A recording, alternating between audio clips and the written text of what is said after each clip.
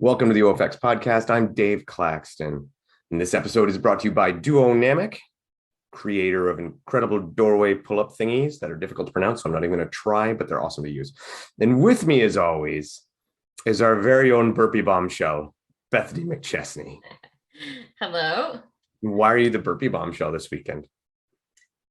Why am I? Because I had to do burpees? Damn right. Spear misser. I did miss my spear. A lot of the girls did. I haven't thrown a Spartan spear in 2 years or more, probably more than that now. And I practice the spear all the time, but like all of our homemade spear contraptions all are a little bit different. I picked up the spear and I was like, damn, this is heavy. And then of course the spear throws on a weird hill and I threw it hard enough, but because it was on a weird angle, I totally veered off to the right. But every girl except one in the top group of people missed their spear. So I hammered out my 30 burpees.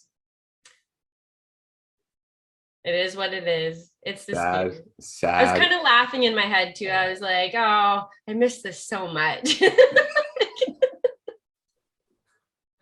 I as I like to do, I will mock you. I haven't missed a spear in a long time. Really? Yeah. I haven't either. I was a bit disappointed in myself. And so obviously you and Ryan were having the discussion today about, does it belong? Should it not be there in the thing? And this one's gone back and forth forever. Yeah. And conclusion in my mind is, and I've always said that I don't think it belongs in the elite wave. It's not that, it's a practicable skill. You can get better at it. There's no doubt about it. Some people say that it's like luck and 50-50 or whatever. No, it's not. It's a practicable skill. Mm-hmm. Terrain can change, but you need to learn how to adapt. I mean, if archers can, and snipers and stuff can compensate for wind and do all that stuff, we can figure out how to throw a spear. Yeah. I just don't think it belongs in that style of competition.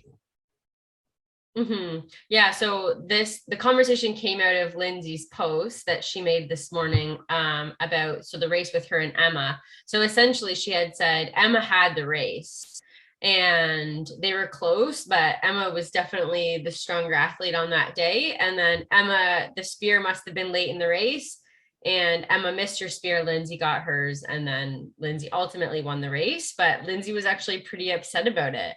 And just, again, feeling like it shouldn't have come down to that because Emma was the stronger athlete on the day. So that's where it kind of brings into question, is this type of obstacle then really, is it really legitimate in a race situation? And so according to Lindsay's post, where she actually got quite emotional about it, she said it just isn't. And she used the word luck. It's an obstacle of luck. And we know, yes, with the more training that you do, you can get better at the spear, but there's just always this element of, or even we've all had it where the spear like bounces out. And again, like you hit it and for whatever reason, it doesn't stick, especially when in Canada, we used to have the plastic wrap hay bales. And sometimes the plastic would spit the spear back out, or it just doesn't hit right or whatever. So there is kind of this strange element of luck to it. I also find it to be one of the hardest obstacles to train because again, the spears are super different. I know monkey bars and everything are different too, but also, what about all these people living in cities and apartments? How do you train for a spear throw? You can have your hanging devices and stuff too, but it's just a weird one to train for. I was just trying to think, hey, could you get the people like a couple of balconies down to set up a target for you and you just throw it across? That's so dangerous. Sorry, dude, I hit your barbecue there. My bad, Can I have a steak? Yeah, it's just one of those awkward ones really to train for. But yeah, so that's kind of where I was like, does it really belong in a race? And it's people. So I was reading some threads today too, where people are like, it's the only obstacle where the elites even have the opportunity to fail. So it is kind of the one thing where it comes down to who's going to hit their spear or not. But I just think with the amount of training you put into like your running and your obstacle game, and if a race is won or lost based on the spear, it just is so, especially in the sprint, it's so just mentally frustrating when there's a 30 burpee penalty. So that comes down to what kind of race do you want? I mean, Yeah. a race where rarely people fail obstacles, to me, is still an exciting race. I don't care if everybody goes clean. I actually kind of enjoy that. That's still an exciting race. What it shows is people getting better and better at obstacle proficiency, and then having to up their game so they can get through the obstacles faster. Where just passing the obstacle isn't enough. Doing it fast now is important. So I don't mind that. Yeah. And I know it sounds strange because I'm a guy who likes more difficult obstacles, who likes more challenging. And when I race, that's an advantage to me. If it rains, that's an advantage to me. Things like that. Yeah. But at the same time, I'm like, I don't find 100-meter dash boring. You know, I don't need, you can watch a marathon and it's not boring. And it's not like, you know, it's got to be different challenging. It's but you don't feel something in those events. That's right. But you have to decide as you're organizing the race. So Spartan being who they are, they have to decide, do we want a race that is all the elites are going to get through the obstacles and it's just going to come down to a matter of strength and speed and stamina, you know, or do we want one where the obstacles are going to be more technical and it's going to require a lot more of a skill set? And that's what they have to decide as race organizers. What do we want? How do we want this to happen? And right now, it seems that in their mind, despite they're not going to say it this way, they just want the obstacles they have and whoever can get through it faster. Yeah. The spear, again, stuck in the Spartan ethos of, hey, this is a spear, the burpees. When you think what they first started out with, Spartan's ethos was kind of like spears, burpees, gladiators. Yeah. Gladiators are gone. Yeah, we chose to get rid of that for good reason. Move. Yeah. Yes. Volunteers are tough enough to come by, so to find those guys is even harder. Gladiators are gone. Burpees are still there, but we're seeing lots of penalty loops. So maybe there's. And they used to have a memory test too. Oh yeah, memory test. And that's gone. And all of you Americans, you're so lucky you never had to do disc golf. Yes, we did Frisbee golf. Frisbee golf, man. I have never seen so many penalties as Frisbee golf. And they had it right before the spear too. And then so people would fail the Frisbee and then fail the spear. Yeah. Do you remember the year after they did it? Because I think they did that in 2017 and then in 2018. My first year, it was in 2017. Yeah. And then 2018, they had it on the map. And then underneath there was an asterisk saying, just kidding. Yes, I remember. Like, that was good. I'll give them full marks on that one. That was very funny. I like that. So, but yeah, so what I'm saying is burpees may be slowly on their way out as you know, penalty loops are coming in. So maybe eventually they will move away from the spear. Spartan is stuck in their ways, but I guess they do change. They just change slowly. Yeah, agreed. Yeah, the spear is just such an interesting one. And I think too, it wouldn't be so bad if the penalty for an obstacle that could take a couple seconds the penalty wasn't basically a 90-second to 2-minute penalty. Because again, that basically puts you in and out of a race in the elite side of it. So if the penalty was shorter or it was a quick run instead, then at least you're not out of the race. It's just a slight disadvantage if you don't hit your spear. But it's still funny you say that it's a, you know, quick 2-3 second obstacle, but in reality it's not. Because of the pullback. That's right. Because if you take a video of anybody really, but you coming up to the spear, you getting up to the spear, and hi babe, we're recording, but that's okay. I brought you a beer because your glass is still there. It's Beers with Bethany, and I'm gonna have 2 beers. Double fisting on a Monday. However, I'm going to take your beer now. Thank you. However, they're both non-alcoholic, so it's okay. We're going to get drunk not fast. We're going to get so not drunk. So I think, they might slowly take it out, right? It could happen. Yeah. And again, maybe just for the festival area would be a good idea for it. Maybe do a fun challenge with it. And I've also noticed the dunk wall hasn't been in races in a while, so maybe it's just quietly gone. The dunk wall is not quietly gone, but here's the thing. Most venues do not want you to dig. And you'll see, especially in Canada, it's very common that these are, it's almost like the classic Canadian race is the side of a ski hill. And I know a lot of the American ones are that way too, but most ski hills do not want you digging up their property. Yeah. So they don't want the dunk wall. They don't want rolling mud, and neither do I. Right. You know, it's just, I think for that reason alone, it's twofold. One, it saves money. Digging those holes is expensive. Renting the equipment to do so is expensive. Yeah. Filling them back in when you dug up people's property is expensive. They're great. So for most people, I don't think they miss it. No, exactly. No one's complaining. Where's the dunk wall? No, I haven't heard anybody complain. Now, it would be nice if they replace it with something else. Yeah. It doesn't have to be complicated, just anything, you know, whatever they want, replace it, especially on the sprint, because the sprint is already a little shy on obstacles. So maybe throw something else out there. That would be good. But if I never saw a dunk wall again, I would be just delighted. Me too.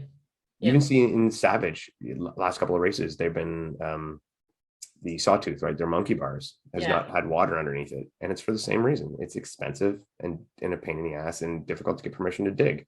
So why do it? You don't have to rent a backhoe. You don't have to hire a guy qualified to run said backhoe, and you don't have to fill it back up. So it's time, money, big savings, not worth it. Although, you know, seeing people fall in the water for a fail on Sawtooth is always kind of fun. Well, and then you're wet when you have to try to go do it again. And there's reason. See, that one, the water is a penalty, I've never minded. Yeah. And maybe that's from watching Ninja Warrior and stuff like that is. And I will say, when I did the X race at the CNE, which was essentially a Ninja Warrior competition, and the only time I've ever done a ninja competition where when you fall, you don't land on mats, you're landing in water. It was kind of cool to fall and land in the water. Not that I fell, but I heard it was cool. I fell twice. But yeah, so I think hopefully those things are going out of the way. Maybe replace them with something else. And it doesn't have to be complicated. I don't care if it's super complex obstacle. I even don't mind Helix. It was kind of fun. Yeah. But even just another rig and just change the grips. Yeah. But I mean, we proved with Helix can make a big difference, because we've shown many people go through Helix over like 35, 40 seconds. Yeah. And then when we spent the day volunteering there, we got it down to like 7 seconds. Yeah. And I passed a couple girls on Helix, actually. Volunteering pays off. Yes, you can practice on the obstacles. Why? That's exactly why you do it. That Force 5 rig that was at OCRWC, I got so good on that thing. It was unbelievable. I must have done it 100 times. Just somebody be like, how do I do this? Let me show you. So anyway, might as well just talk about your Spartan experience. We'll start there, because not like anything else happened this weekend, but you know. Yeah, exactly. So we'll go with your Spartan experience. This is first Spartan back post Achilles devastation. Yeah. How did it feel? How did it all go? Yeah, I was super excited to race. This was my third race weekend in a row, which is a fair bit considering I haven't raced in 2 years. And I had a bit of a niggle during the week after the trail race. I had a bit of an ankle roll in the trail race, and it wasn't a big deal, but I have this chronic issue with my ankle because some of my calcaneal fibular ligaments aren't fully intact. So it puts out my fibular head. And so I wasn't really able to train this week, and I had some aggressive treatment to get that sorted. And so my calf was just a bit of a mess going into it. So I was like, I know I'm not, there could be some issues. So I taped the crap out of my calf, just trying to hold it on, wore my compression socks. And so right off the start, there was just some extreme tightness. So I was like, okay, I know I'm gonna have to just hold back and kind of hope for the best, which isn't a bad race strategy anyways. So it did make me run very conservative. And then my goal was just to run a clean race, burpees, with the spear throw or whatever, that is what it is. To just do well in the obstacles. And it was the super, so 10K, and as early as 4.5K, I started to get severe cramping in my calf.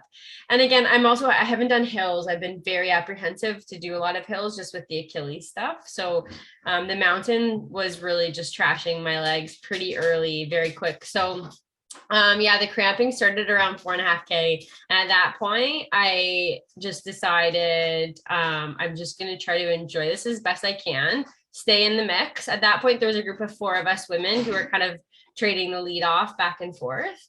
There was some moments where the cramping was so bad, I wasn't sure I was going to finish. And then, yeah, there was a couple fails with some of the ladies, and the first place girl, Stephanie Champagne, she took off around 7K, and I just couldn't cover her moves. I couldn't get up on my toes at all. So I was just kind of trying to shuffle my way to the finish line. And we had all of the obstacles, which was really awesome, because I don't know if we've ever had this in Canada. So we had twister, we had beater, monkey bars, rig, we had bender, helix, the box. So all of the potential failable obstacles, Olympus. And yeah, I felt great on all the obstacles. So I came up in second place, behind Stephanie Champagne, and then Leslie Hoffman was behind me. So I really, really had such a good time. I just wish the cramping situation in my legs wasn't so bad, but all in all, my Achilles held up completely fine. It was the other leg that was giving me crap. So I'm still very happy with how it ended up. And my kids love nothing more than to see their mom on the podium. So that was really all that I cared about in the end. Just try to stand on the podium, make your kids happy. You know what, like you say, shout out to Stephanie and Leslie. Both ran awesome races and really deserved their spots. From what I saw, they were really, really doing well. And I admittedly, I don't know Stephanie very well or much about her, but I do know that Leslie has been putting in a ton of work and it is paying off. So Leslie, way to go. You're looking awesome. And both of those girls looked fantastic running. So they've definitely both been working on their running game. So yeah, I can't wait to race them again, and hopefully the legs hold up, but they've both definitely made some big improvements coming into this season. And Stephanie came into the race with a lot of confidence. She took it out hard. Nice. And I always like that. I like, win it till you're not. Yeah. Maybe that's wrong. I know that's not a great runner mentality, but I think that can work in OCR, especially on shorter courses. Yeah, for sure. And especially a race that's so much up and down, because it's hard to really gain a lot of ground when you're power hiking up a mountain.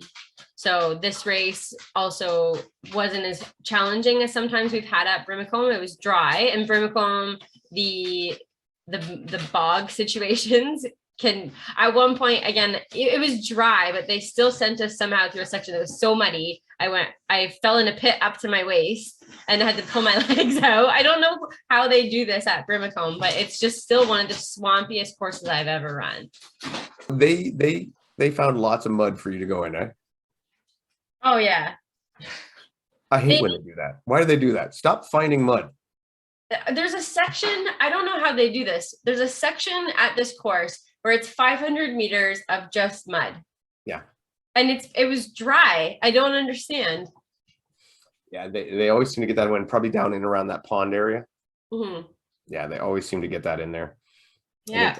And that was, I remember the last time that was right after that, they had the crawl with all the fire ants and they had to shut that down. I think I was in the last wave that got to go through that. I was like, yeah, I went through it. Yeah. I never had a problem. I didn't even notice. So I didn't get bit, but I just went through the crawl fast enough, I guess. You were just too damn fast. If you were getting bit by fire ants, that's part of the obstacle. You're too slow. Pardon the F up, right? So that was good. And then the men had a great race on Saturday as well. Jesse Bruce coming in first, to everybody's surprise. Yeah. Our boy, Team OFX, Brendan Neely coming in second, having a great season opener. And then Sean Philippot. Yeah, had a great race on Saturday. Loves it when I call him Sean Philippot. Philatois, I think. Sean Philatois. I don't know. Philippot it is. Anyway, coming in third, earning a great job, bud. So then you did not race on Sunday. You chose to back out of the sprint. Yeah, I had a limp pretty good after that with my calf. It just really wasn't letting up. So I made the smart decision to not race. And again, I had a good conversation with my coach, because there's always that mentality of you just do it anyways. But I think with what my last 2 years have been like, I have to play the long game right now and be really smart about my racing. And so I had one good race on the weekend, 3 weekends in a row of racing. So we decided to shut it down for Sunday and just get a head start on recovering. Yeah, and Sunday again. Do you remember the women's results from Sunday? Yep. So Stephanie again came out on first, and then Leslie was second, and then someone, I forget, I think her last name was Holman. I haven't seen her before. It was in third. Congratulations to them. And then on the men's, it was our boy Brennan Neely taking first place. Yep. And then there was a bit of a controversy. I don't want to, no, not controversy, because this was what it was originally. So crossing the line was Brennan Neely, then Austin Azar, then Jay Price, I believe. Yeah. Yeah. Sorry, Jay Price was second apparently, and then Austin third. Oh, okay. Either way, Yeah. that was the podium, was those three guys. And it turns out, obviously by complete, accident, it happens. Jay and Austin both missed the sled drag, and therefore got 10-minute penalties.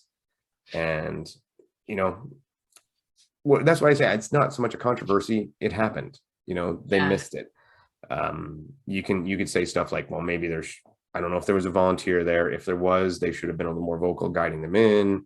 Mm-hmm. But in the long run, it comes down to there was a part of the race they didn't do. And, so they got a 10-minute penalty because, we're supposed to do 30 burpees, but we're not doing penalties 10 minutes. We know this very well. We have been down this road. So sadly, they got bumped down, and that caused them to drop further in the field. So then the final podium ended up, again, Brendan Neely maintained his first place and had an awesome sprint. He did really well. Mm-hmm. Sean Philippto back on the podium in second place, and Juan Carlos Obando got a third place. So good for them. Yeah. And I kind of look at it like this, because I know those guys, Sean and Juan, kind of might look at it as, and I think Sean's even mentioned this, default podium to me. Mm-hmm. And I'm like, I get that. It probably is not near as satisfying for him as the podium from the day before. Yeah. But in the same thing, I look at it like this. If you're chasing someone who maybe is faster than you, and essentially you're just putting yourself in a position for them to make a mistake, and hopefully you can capitalize. For example, like me, it happens all the time. I'm chasing people who are faster, and I'm hoping that we get to an obstacle they screw up, or I can capitalize on something along that lines. Mm-hmm. That whole shark in the water kind of deal. Yeah. They put themselves in a position to capitalize if a mistake was made. And, it might not be the most glorious podium at all, but, Jay and Austin made a mistake and they get the podium for it. So, Mm-hmm. so still, I say, hey, you got it. Don't minimize the accomplishment. Yeah, for sure. I think the bigger frustration though in this is the volunteer situation. Like, again, there shouldn't be unmanned obstacles. Like, I don't know what happened with the sled drag. I know there was a person there the day before. Mm-hmm.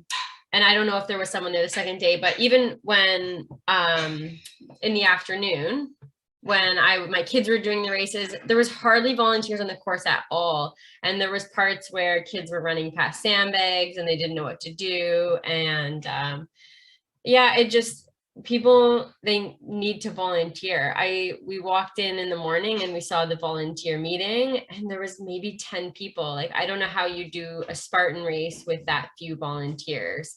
So I ended up helping a little bit with the kids race.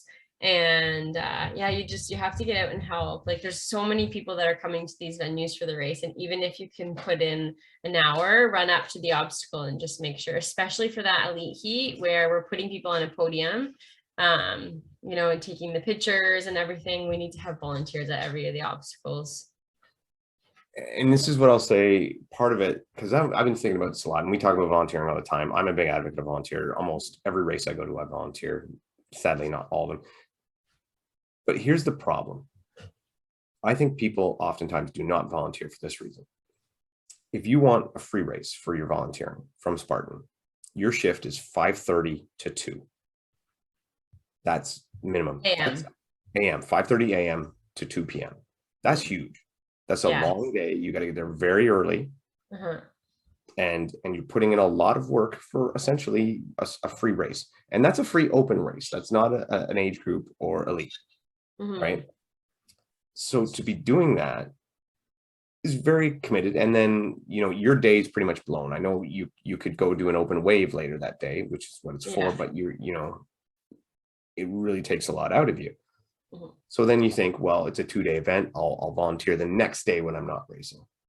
Mm-hmm. Well, then for a lot of people, they're traveling to these things and they have to pay for accommodations for the next day. Yeah. Which vetoes any benefit to getting that free race. Yeah.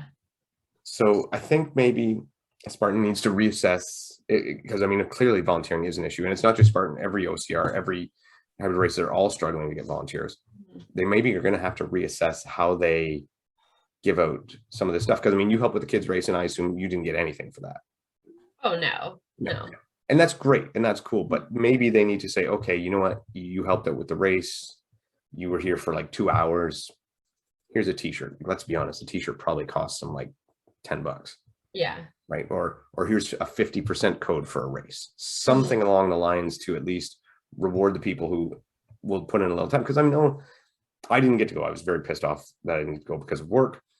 But if I had gone, I wanted to do the media for the elite, and then I would have tried to volunteer later. But that means I'm not going to be going from 5:30 a.m. to 2. Mm-hmm. I'm going to be going from the end of the elite heat to maybe 2. So for that, maybe say, okay, well, here's a race code, or here's 75% off a race code, or here's a t-shirt or something. Just give me something, because otherwise there's not a lot of incentive for me other than just, being the good, which I usually do, but not everybody is able to do that. They might want a little help, right? And so I just think that maybe is something they need to consider. Yeah. Or even getting volunteers from high schools, like calling up local. And again, this is a lot more legwork ahead of time, but getting, the high school cross country team out and going through all of the obstacles before, I don't know, just another idea, because these races can't keep going on with the amount of volunteers that they have. That is obviously that's a great idea in theory, and I totally agree with it. But we've seen that come to play in, I think it was Hyrox did that in New York with either college or high school volunteers, and my God, they were shit. Were they just afraid to use their voice? I think they were afraid to use voice, and they just didn't care. Yeah. Like I saw a bunch of times in that particular event, like people come into a station to do wall balls or whatever, and dude's like playing on his phone, or like no idea what a good rep is and not calling bad reps and stuff. Yeah. So I mean, part of that is volunteer placement and knowing what you got, and then part of that is kind of just taking what you got. So I agree, getting high school students, good idea. Sometimes works, sometimes it doesn't. I think RX1 does it quite a bit. They get in touch with a lot of the schools and work that way. Well, even to put them at things like the water stations, and then just the directing people, don't go this way, go this way, or there's a plate drag here. Like plate drag. Exactly. If they had a high school dude, he could have been out there on the phone just going like that way. Yeah, exactly. Great. It would have worked perfect. He would have been fantastic. Yeah. Mm-hmm. So hopefully that, but yeah, so everybody keep volunteering, trying, and I will try not to be hypocritical, and I will do so next time. Hopefully I'll get there. All right. So beyond that, and like I said, it was a pretty big weekend for our Team OFX. Yeah. We also, like I said, so you had a podium. Brandon had 2 podiums, so he showed you up. Sorry. Then there was let's talk about, let's talk a little bit more about Big Bear. So second race of the series. Yeah. We already mentioned Emma and Lindsay coming through the final, so to the final at the end together, and the spear throw being the difference. Nice to see Canada 1-2 for the women. Yeah. Great to see. Sadly, Ariel and Amanda, neither one of them made it down there for this one. Amanda made a post saying that she's just going to be focusing on North American Championships in Kelowna and Blue Mountains. So we look forward to seeing her in OCRWC, sorry, in tip-top condition for those events. So I think she'll be ready. And that's good. I think it's also good to see people putting a focus that way too, because I think there's also this Spartan mentality where like you race every weekend and you do 2 races a weekend, and you're racing from February to December, and like January is your off. Like sometimes it's okay and like it is in road racing too. Like you have 2 or 3 or 4 big races and you have training blocks where you appropriately train for these races and you focus on it. That's also another way of doing this. So good for her. Yeah, I think so too. And Ariel, sadly, is battling a bit of an injury, so hopefully she'll Yeah. recover and she'll be back soon. Mhm. But so the big things, Lindsay again, Lindsay's retirement tour rolling right along. Yep. Another big retirement win. Nobody does Yeah. retirement like Lindsay. Yeah. So yeah, a great win. But as she said, you know, she obviously found it. She maybe thought it was a little hollow, but again, it is what it is. She Yeah. put herself in that position and she won. Emma, another great race. She is really proving she is top notch. Third place, Chris Rogowski. Yeah. What the fuck? I know. I was so shocked. Well, I was shocked after Saturday, her taking the Hyrox world champ, but then to come back and the next day beat out, you know, Rose, Alex, like all these top girls to come in third. It's like, wow. Like less than 12 hours. Like I know how I walked the day after Hyrox. And then you go and race a race like Big Bear at altitude. And that's the thing. I think it was like her start time was pretty much 12 hours from her finish time. Oh, wow. Hyrox, Yeah. and she had to drive 3 hours and sleep in between. Yeah. It's shocking. And I did make this comment on the live stream. Her recovery is near comic book hero like.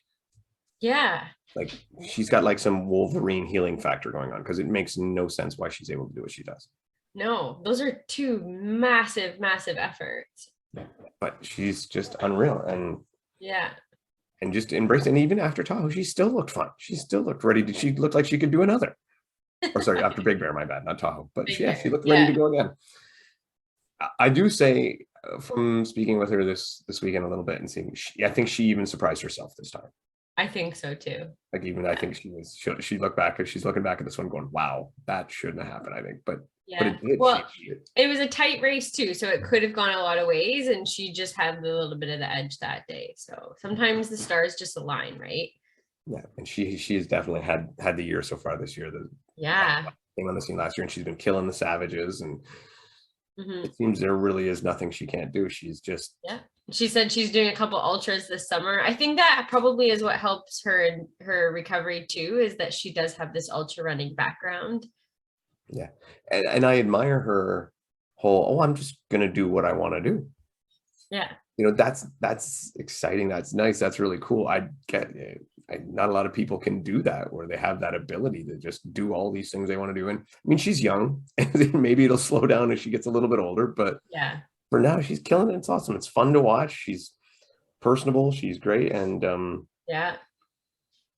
I mean, She has a big smile on her face the whole time. oh, she's super nice to be around. She's again, very much a advocate of volunteering and helping grow the sport. Yeah. And I will give Matt credit. I talked to him this morning, and he says she should have the nickname of Chris Ridiculous. What she does is ridiculous. So, It is ridiculous. Yeah. great. And then on the men's side, Ryan Atkins with a bounce back, where he didn't really have the best race at Slow. He came back and won this one. I did call him in the prediction contest. I got that one right. Again, this course favored him a million times better than Slow. So, but Big Bear is where VJ beat him last year.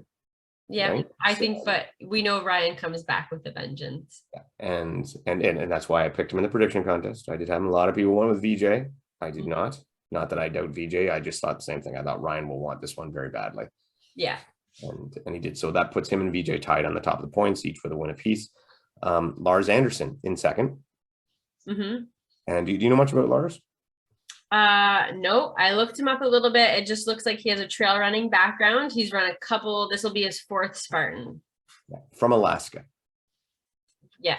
So definitely difficult for him to get to a lot of races. So he probably will not be chasing the whole series, but the guy has skills. He is really good. And it's and I saw some video and he was really smooth on obstacles still. Yeah, he's not bad at all. Yeah. And if he was one, I think, let's say he lived in California or somewhere or Colorado with everybody else, I would think he would be really pushing VJ and Ryan. He'd be right up there. Yeah. So Great for him. And then VJ coming in third. I'm sure for VJ, he may be a little disappointed with that, but at the same time, guys just ran a good race, and he ran a good one too, and just, wasn't his day that day. Yeah. Mm-hmm. Surprises for me, I thought Hawk Call would do better. Yeah. He ended up back around 9th or something like that. Yeah. He's still kind of that short, flat, and fast. Like if he's racing college cross country courses are flat. Yeah.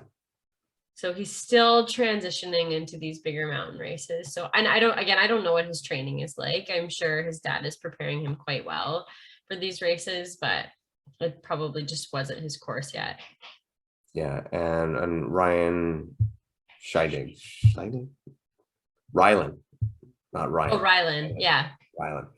He had a pretty good race. I think he was he 5th or 4th or 5th? He was right up there. He had another good one. And our boy Aaron Newell came in 6th, with, I think, is very good good showing considering the field that was out there, and him just getting back from his epic adventure down Yes. in the southern continent, I would call it. South America. Yeah, I forget. Peru? From what I could see, what he did down there was run a couple of races and take a lot of picture of dogs. Yeah, and eat. Aaron's trip, and ate. He ate, took pictures of dogs, and ran a couple of races. Mm-hmm. Looked like a good trip. So awesome to see another great race. Series is going on well. I think, is the next one Mexico? I think the next one. I think so. You think it'll be well attended? I'm thinking it might be a different one. I don't know. People are saying they're going, but it'll be interesting to see what actually happens. Yeah, I think if I was someone looking to, up, maybe someone sitting in that like 6 to 10 spot and wanted to jump a few spots, I think I'd make that trip. And yeah, if I could scam the podium, because I think you're going to see Blue have a lot bigger attendance for the heard a lot of people saying they're coming to Blue Mountain. Yeah, I'm renting out cots in my basement for $7,000 a night. But you get a grilled cheese. Is that extra, or is that included in the $1,000? No, it's extra, but there is a 15% mandatory tip, and it's already on your bill. And I'll let you ride in the back of the van. Well, not in the back of the van because there's not enough room, but I'll get a trailer from U-Haul, and you can go in the back of the U-Haul, and we'll shuttle you to the event, and we'll give you a milk box to sit on in the U-Haul, because that's the kind of classy establishment we're running. Your room is available, by the way. Thank you. So yeah, enough for Spartan. Big jump on, and this to me was obviously the banner event, Hyrox World Championship in Vegas. Never so much have I had a feeling of missing out as I'm like, I frickin' even days before watching the buildup, especially with a lot of the Europeans posting all the pictures of arriving and everything they're doing. I'm like, yeah, this is just world class. Yeah. They did such a good job of the pre-race stuff and doing like features of the different athletes and their training and leading into it. They did such a good job of the media. Yeah, they do well. And Hyrox, I think, beyond better than any race company I know. And I'm not just talking OCR or hybrid. I'm talking like even better than Ironman and stuff like that. They put on this great looking atmosphere. Yeah. They make these venues look awesome. They make you want to be there. And that's a talent. That is really a talent. And that really draws people in. Mm-hmm. So obviously, great field, huge. We won't go through the whole thing. We talked tons about who was going to be there, who was not. Mm-hmm. Before we talk about the big race, I want to say shout out to a couple of people, technically who won age groups. But David Megita showing that he can run sub 60 mm-hmm. and winning his age group, but also being the fastest male non-elite 15 pro. Now his time was faster than most of the people in the elite 15, but the course layout was different. So you can't, like, people who are like, wow, you can't compare the ones. Oh, okay. Right. Because they changed the layout completely to make the elite 15 more viewer friendly. So it ends up, you really can't compare the two, but still the sub 60, that still stands as a great time by David and deserves all the accolades he can get. So good for him. And our girl, Heather White, another Team OFX. She won age group. She was the second fastest non-elite pro woman. Again, same kind of deal as David. Her time was faster than some of the women elite, but whatever. Big race for her. I think it was a personal best by 5 minutes. Wow. She ran around 110. And Heather, we're so proud of you. You killed it. So happy to have Team OFX, branded on you. We'll get the tattoo soon. Amazing. We couldn't ask for a better representative. So happy that she did well. And Heather will be on very soon. I did do an interview with Heather once. I never went to air. And here's the reason why. There was something going on with the sound after, where there's like this giant static. We didn't hear it when we were recording. To edit it, it drove me nuts. I couldn't do it. I told her, I'm like, I'm so sorry. We're gonna have to do it again, because it was just, it was bad even for me.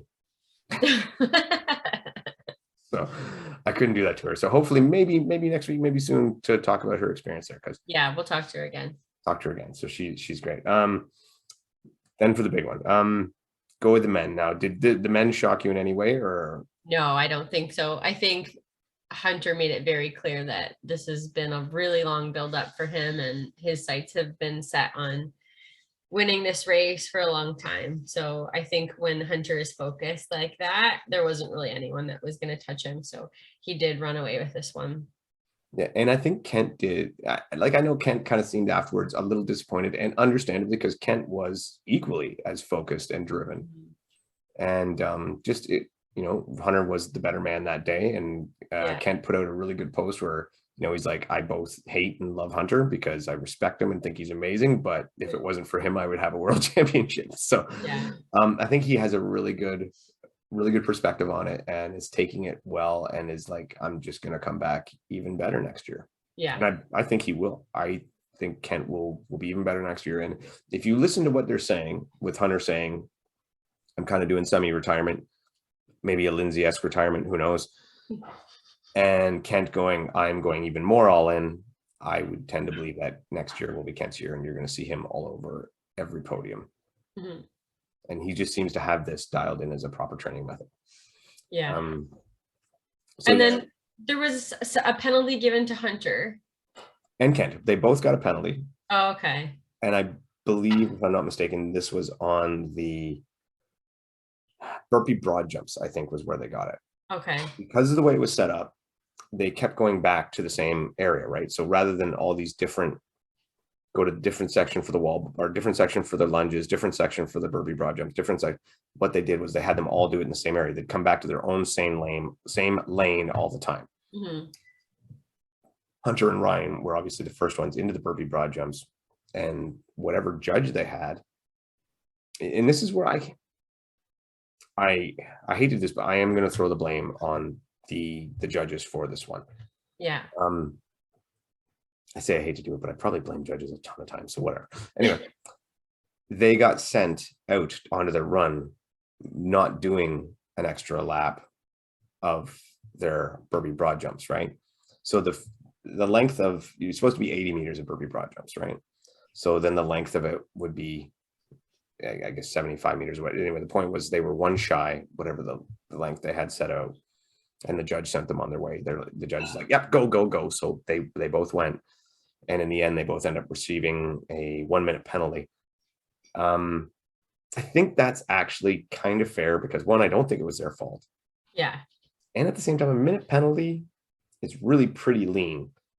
Right. Considering the energy you save and not having to actually do that process. So was it fair? I'll be honest, I cannot find in the rule book where there is a definitive, this is what you get for a penalty for this situation. So I guess this was a call on the fly. I don't think it was a bad one. It would be so unique, because normally the burpee broad jumps, you go down and back, and there's kind of a finish line to them. So that call would never be made normally, but with this setup with the down and backs, that's the only scenario that would ever happen. Yeah, exactly. And it being different for the judges, even if they're experienced Hyrox judges, because not only that, it's not 100 meters like your sleds 80. Just were, it's 80. So the other ones, the other things that would be done on that area the farmer carry, the lunges, the sleds, they're all, 100 or 200. So it's very easy to do, whereas the 80 kind of throws thing off. So that was the penalty. But luckily, it didn't affect the competition in any way. Yeah. So that's good to see. I don't think it had any adverse or positive effect for anybody. So yeah, that's good. Just glad that came out of the way. And really, like you say, you did say Hunter was dominant and did walk away, but they were at the wall balls at the same time. So Kent was within shooting distance. It was not bad. It was a good race. Then third place, Tim. No. Weinig? Wasn't it Alex? Oh, sorry. Yeah, Alex Ronkovic. Alex Ronkovic and Tim fought all day back and forth. And I would like to definitely say, I think I constantly underestimate Alex Ronkovic. Yeah.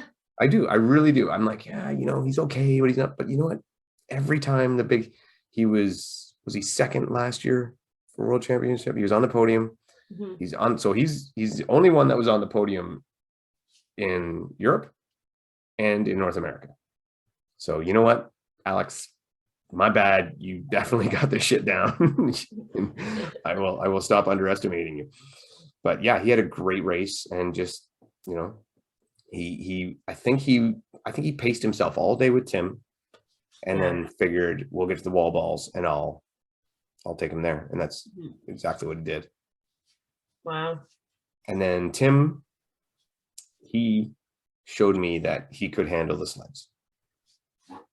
He showed me, but that's what I got out of this was Tim I already knew was going to be great on everything else, but he proved that, he could handle the North American sleds. And then in fifth place, our boy, bringer of the smoke, shover of things up Jack Bauer's ass. Spreadsheet things, I'm saying. So Dylan Scott, awesome race. That guy is just fantastic. The hardest worker in Hyrox. Yes. Yeah. And just he's so exciting. I could watch that guy race all the time. He's just very entertaining and very, very good person. So thank you so much, Dylan, for bringing us along the ride with you. And, another great day for Team OFX there. So that was awesome. Yeah. Before we talk about the women, there was a bit of a brouhaha about sleds. Okay. So have you not heard about this? No. So beforehand, they took one of the normal weight plates off the sleds. So they took 55 pounds off and they put on taller poles. Now, questioning is why, all this stuff. And they, obviously they're like, well, we're trying to do it in fairness, make things better, all that stuff. The poles or whatever people have been saying they should be longer, whatever. I don't know.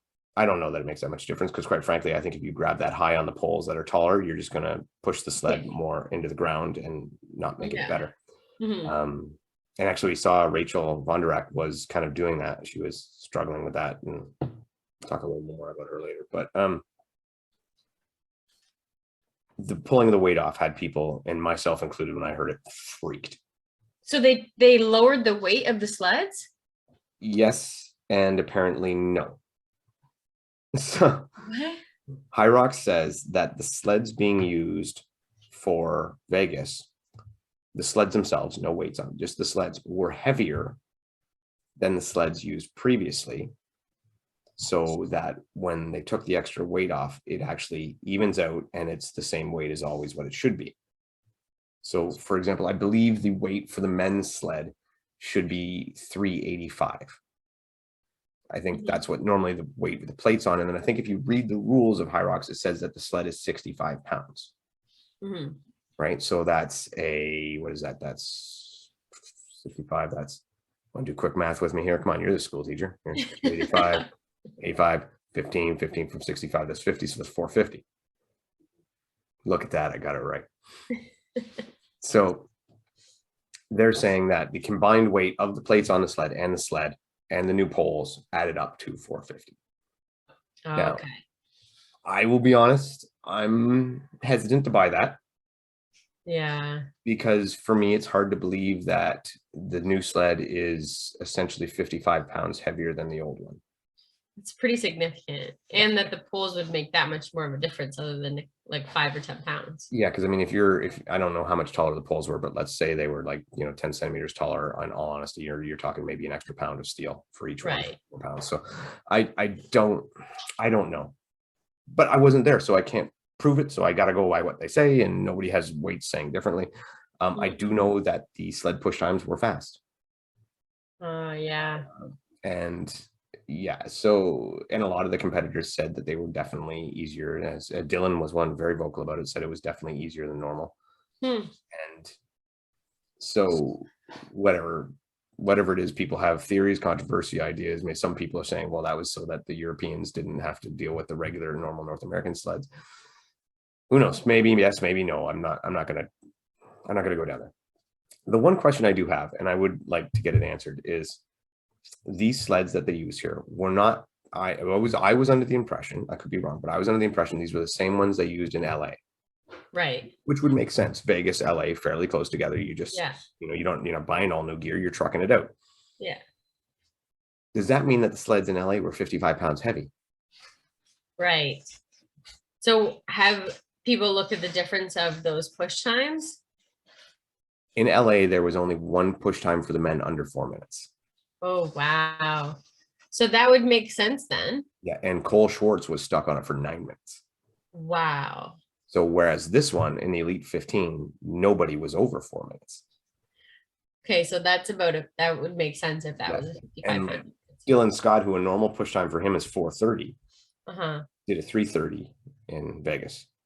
And he was still one of the slower times. Yeah, he was not one of the fastest push times. So it's it is what it is. Here's the thing, I don't care, because everybody there pushed the same sled. Right. So that's cool. But in my mind, you don't screw with shit right before your world championship. Yeah. And if you're going to do it this way, which is fine, every sled and every race can be different. I don't care. Yeah. But don't have just the top 15 times be your in for the qualification for the 2023 championship. Get a little more detailed system. And that way it will be a little more fair. I mean, it is what it should. I hate going on about this because I think other than that, Hyrox did such a good job with everything. Yeah. And a great show and an incredible race. So that's the one kind of, Yeah, it's just the one thing that they seem to have not quite yet figured out for making it consistent. Yeah. Nail that down, or just say, hey, the sleds are a little bit different in places. And but then you have to eliminate world records. Yeah, well, who cares? Yeah. Does that make that much into it? I don't think it adds that much into the race myself. It's a nice thing to put on a post every now and again. Yeah. But I don't think it really grows the sport that much. No. I mean, they have marathon, and I compare it all the time to marathon world records. They have marathon world records, but that's not what grows the sport. There's not a billion people chasing the marathon world record. There's just a billion people running marathons to run a marathon. True. Yep. We're getting to that. Just simmer down here. The boss is demanding this. We need to talk about Lauren Weeks right now. Yeah, we need to talk about Lauren Weeks. She did a thing, whatever. No big deal. No big deal, whatever. Yeah, so for those of you who don't know, Lauren Weeks, with doctor's approval and emergency protocol put into place, as well as some modified standards, especially on the burpee broad jumps, was able to compete at 8 months pregnant. And essentially her goal was to make every woman who is 8 months pregnant feel bad about themselves. Right. Any woman who's pregnant, period. Yes. Any woman who is pregnant, period, feel bad about yourself because of what Lauren did. Unfrickin' believable. I know. I would really love to be a fly on the wall in the conversations with her and her doctor, though. Her doctor must think she's insane. Well, I'm just so, well, she has said her doctor's a female, she was an athlete. I'm just so curious what her doctor says is like, this is your line where like maybe you've gone too far. Like, I just don't know. I don't know. And again, things change from when I was having kids, and like, I just like, where would her doctor say if like, is it heart rate? Is it body temp? Is it, I don't know, respiratory rate? Like if you come to this line and you can't calm this down, you shouldn't continue. Like, does Lauren have that line? Has her doctor said anything? I'm just curious from that perspective. I believe that's exactly what they did, is they were monitoring that as well. Mhm. And I think that that's exactly what happened. So, but and I just wanted to go through this, and I'm going to read to you how she did.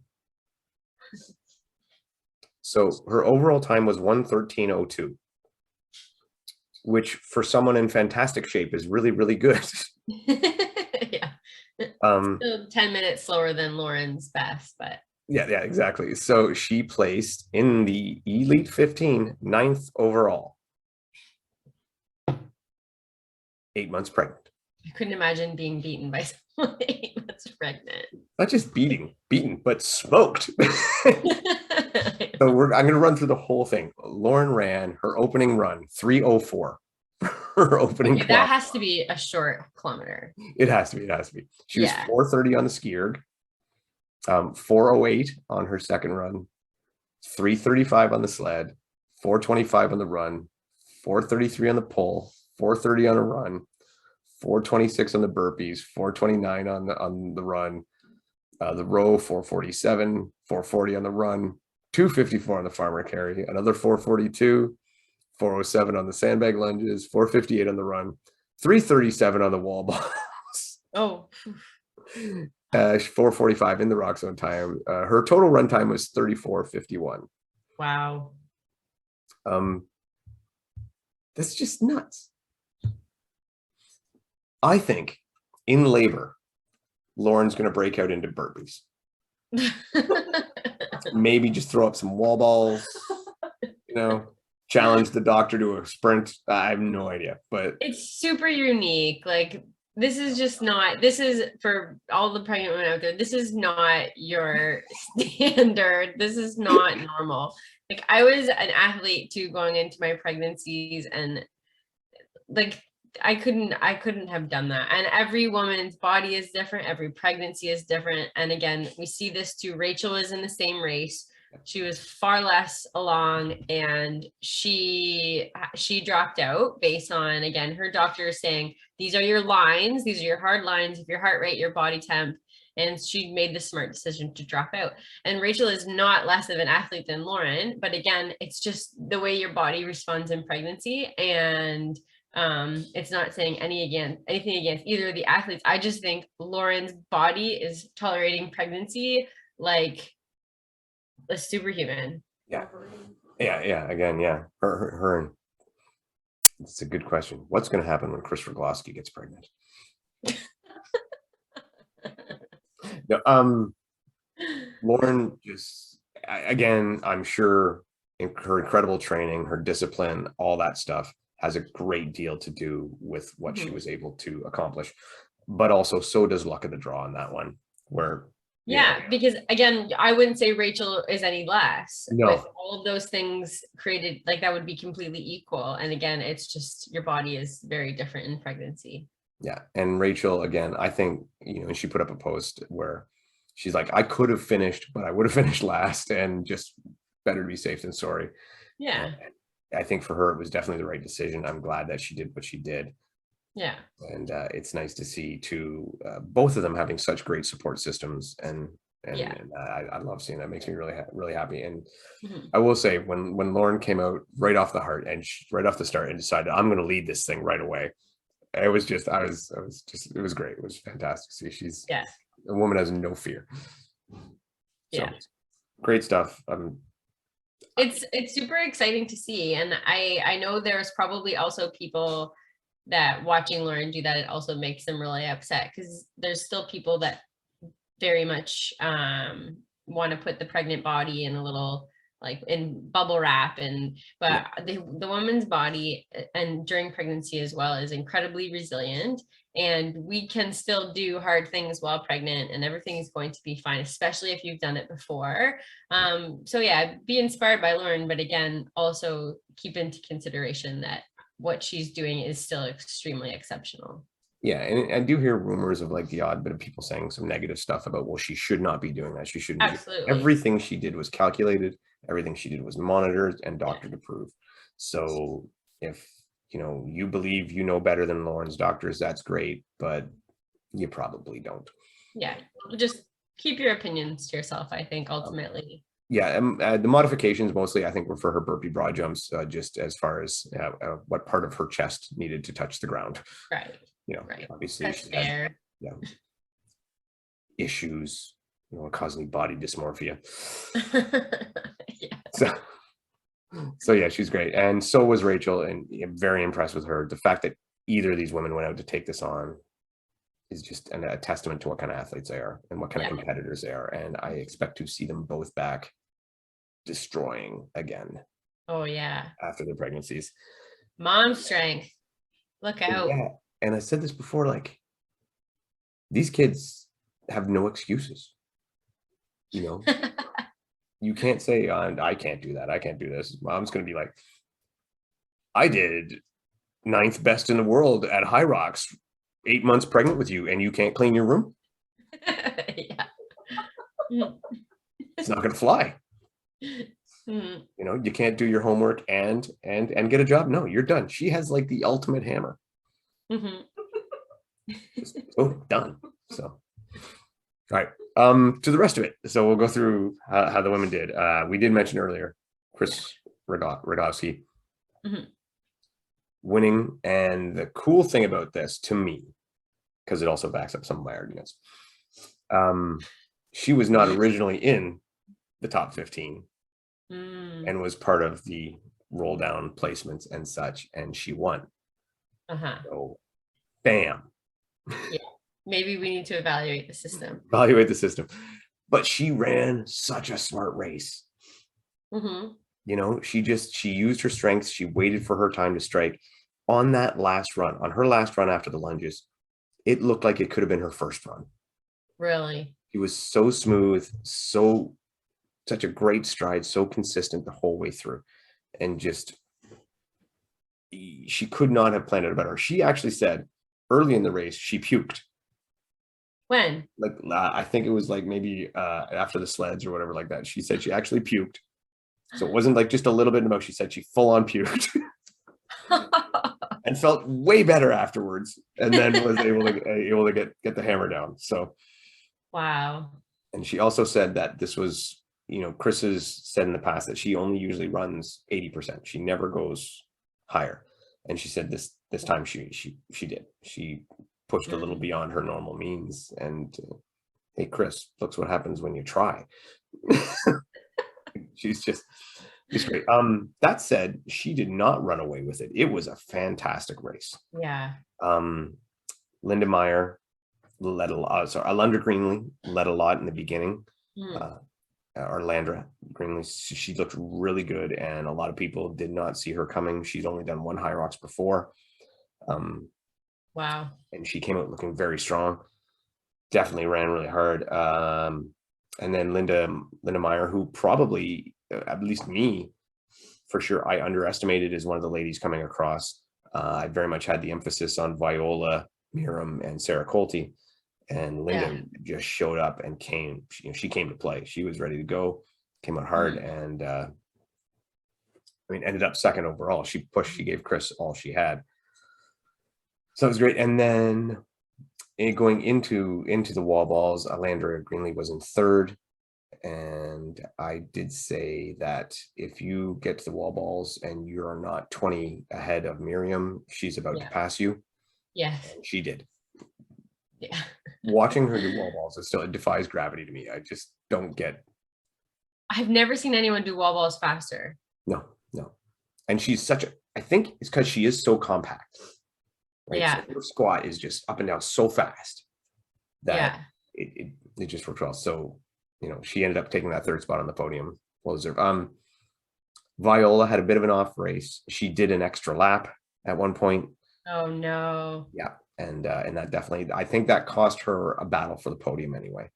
She Ugh. could have definitely been fighting with Alandra and Miriam for that third spot for sure. And our good buddy Tara Jackson, she put in a 6th place effort and a great run. I think a lot of people underestimated her as well. I did not. I thought she would do really well, and she did. I admittedly put her in 3rd, and I might have been playing favorites a little bit, but Wow. but she came 6th, so good for her. Can't wait to talk to her about it.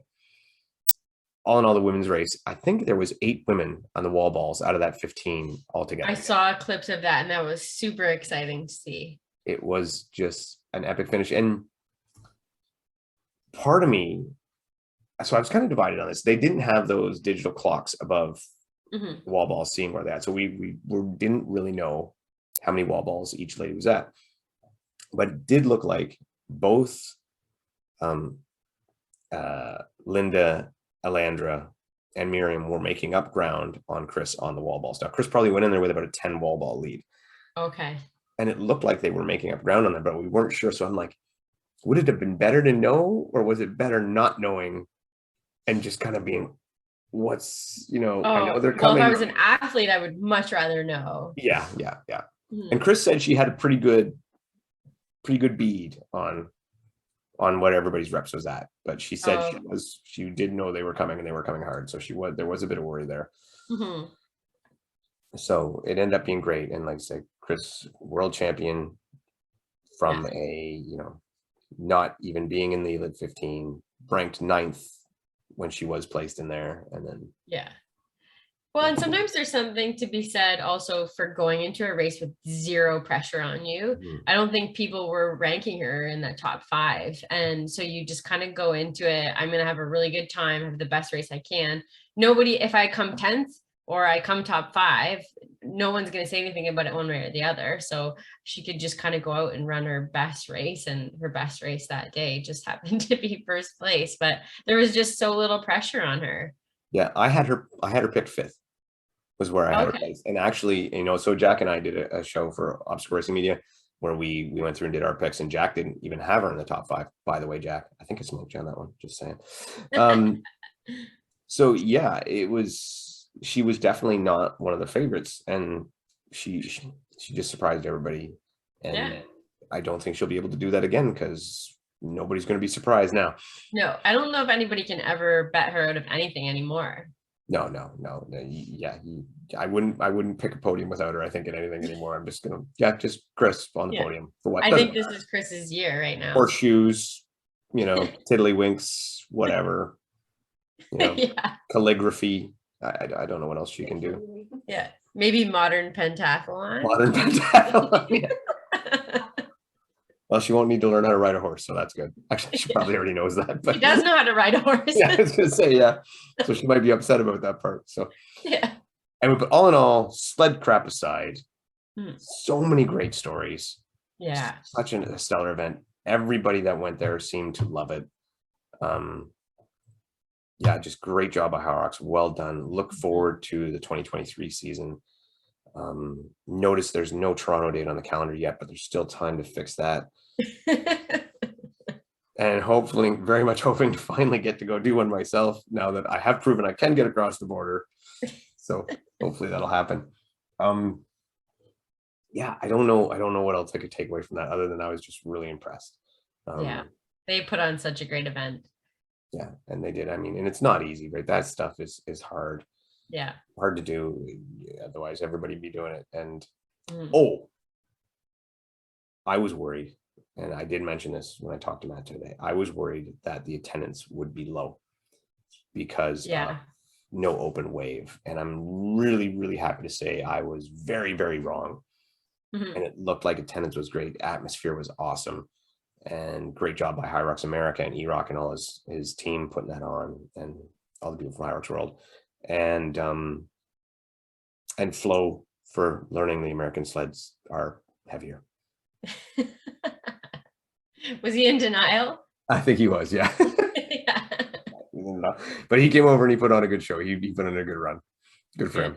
And you got lots of great pictures and fantastic content. If you ever want to check it out, look at Hyrox Daily. Awesome stuff.